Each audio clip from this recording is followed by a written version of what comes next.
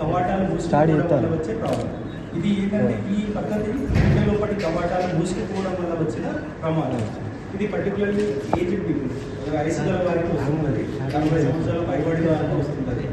ఇది ఒక 10 సంవత్సరాలు లోపు 10 సంవత్సరాల క్రితం ఎలా అంటే ఈ జబ్బు వచ్చిన వాళ్ళకి ఓన్లీ ఓపెన్ హార్ట్ సర్జరీ మాత్రమే అవకాశం ఉండేది.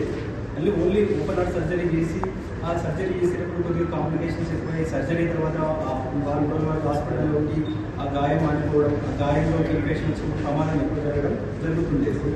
లాస్ట్ 10 సంవత్సరాల నుంచి ఇది ఫస్ట్ వేరే కంట్రీస్లో ఫస్ట్ ఇంట్రడ్యూస్ అయింది ఈ టెక్నిక్ అనేది.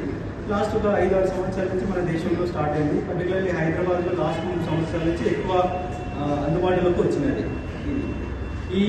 ఈ సర్జరీ ఏంటంటే valve replacement, open heart surgery కాకుండా మనకు ఎటువంటి గాయం లేకుండా క్యాథెటర్ ద్వారా మనకు గుండె ప్యాలెస్ మలక్పేట్ యశోద హాస్పిటల్ ఈ పద్ధతి ఇది గుండె వాల్వ్ రిప్లేస్మెంట్ ఒక ప్రొసీజర్.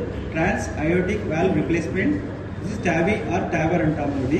ఇది ఏంటంటే నూతనంగా ప్రవేశపెట్టబడిన కొత్త పద్ధతి. గుండెకు ఇంతకుముందు గుండె లోపలి కవాటం మార్చాలంటే ఓన్లీ ఆపరేషన్ విధానం అనేది ఒకటే ఉండేది.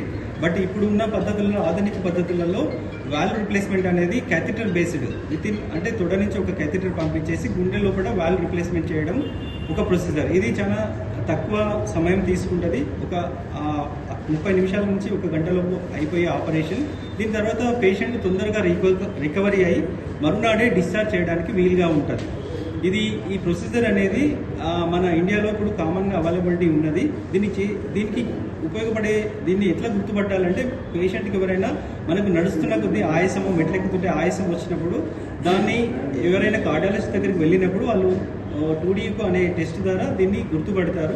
దాంట్లో కవాటాలు మూసుకుపోయినప్పుడు పర్టికులర్లీ అయోటిక్ వాల్వ్ అనేది ఉంటుంది. అయోటిక్ వాల్వ్ బాగా మూసుకుపోయినప్పుడు వయసు గల వారికి ఆపరేషన్తో వచ్చే రిస్క్ను అవాయిడ్ చేయడానికి ఆపరేషన్ చేసుకున్నప్పుడు మనకు టైం ఎక్కువ తీసుకుంటుంది, ఆపరేషన్ టైం ఎక్కువ తీసుకుంటుంది, గాయం మానడానికి కూడా టైం పడుతుంటుంది. లేకపోతే ఇంటర్ ప్రొసీజర్ కాంప్లికేషన్స్ ఎక్కువ ఉంటాయి. అంటే ఆపరేషన్ చేసేటప్పుడు రోగికి ఎక్కువ అనర్థం జరగడానికి అవకాశం ఉంటుంది.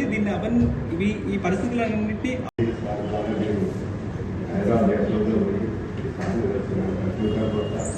అన్ని పరీక్షలు చేసి 4 రకాలుగా చెప్పి ఏంటంటే